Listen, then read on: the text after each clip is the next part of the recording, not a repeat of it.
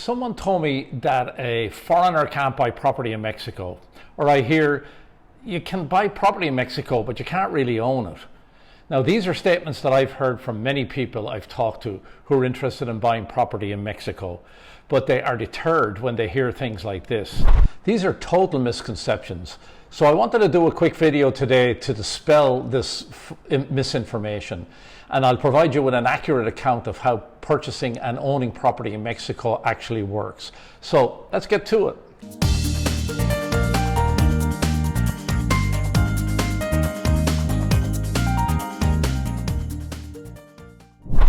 By the way, my name is Stan Freeman with Coldwell Banker La Costa here in Puerto Vallarta. If this is your first time on my channel, make sure you subscribe below so you can be the first to learn about the current market here in Puerto Vallarta, Mexico. And if you're thinking about making that move to Puerto Vallarta, Mexico, whether it's in 9 days or in 90 days or even 9 months, feel free to give me a call, text, or email me. All of that information is in the description below. So let's get started.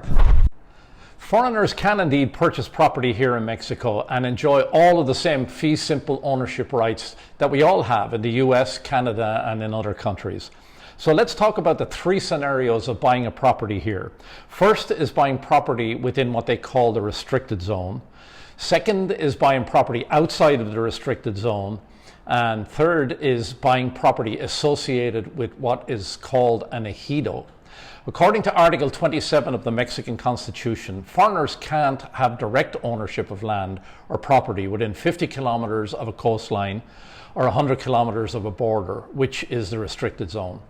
Mexico realized that it was losing out a lot by having a law that restricted foreign investment in the country. So in May of 1973, the Foreign Investment Law was enacted. So this law allowed foreigners to purchase property in 2 ways. One through what's called a Fideicomiso, and the other through a Mexican corporation. So let me explain what each of those are and how they work. A Fideicomiso is essentially a bank trust whereby the title to the property purchased is held in trust by a Mexican bank. The Mexican bank is trustee and you are the beneficiary of the trust. Contrary to what some people think, you can own the property and you do have full fee simple rights of ownership. Fee simple means that you have total ownership and absolute control over the property. You can will it and you can sell it, or you can remodel it, or even tear the property down and rebuild it.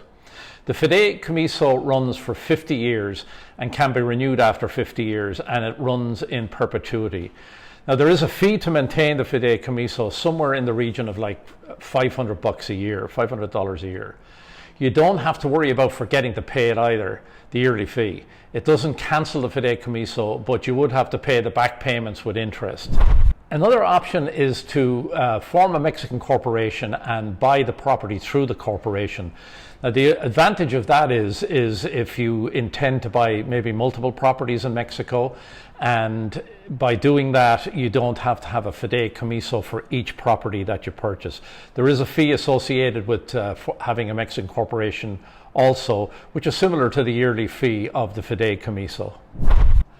The third method I talked about are known as ejidos. Now an ejido is a community property that all of the members of the community have benefit of. The ejido is set up for agricultural purposes. The members of an ejido only control the land. They don't actually own it. The federal agricultural law established in 1992 allows the government to set up ways to get ownership of ejido land. Ejidos can take a long time though, as they're a multi-step process known as the procede to own land in an ejido. And some ejidos just don't allow you to own property on them at all as a foreigner. For those ejidos that do allow ownership, the procede means each class of ejido land is surveyed, numbered, and assigned to each ejido member via titles or certificates. In order to convert ejido parcels into private property, the ejido members must apply for what's known as the domino pleno, which means full ownership of the parcels they were assigned. Once the procede is complete, it provides them with a property title that can be transferred to any third party, including foreign individuals or entities. So you can see that ejidos are pretty complicated, and my advice would be not to get involved with them at all. But if you do, be very careful and know what you're getting into fully. And there you have it. I hope this short video helped to clear up the misconceptions around buying and owning property in Mexico. Again, I'm Stan Freeman with Coldwell Banker La Costa here in beautiful Puerto Vallarta. And if you have any questions or remarks, please leave them in the comments section below. And be sure to check out the other videos here on my channel about life in Puerto Vallarta, Mexico. And hit that subscribe button because there's a lot of great videos coming up on the Puerto Vallarta area and the real estate market here. Until next time, we hope to show you around town.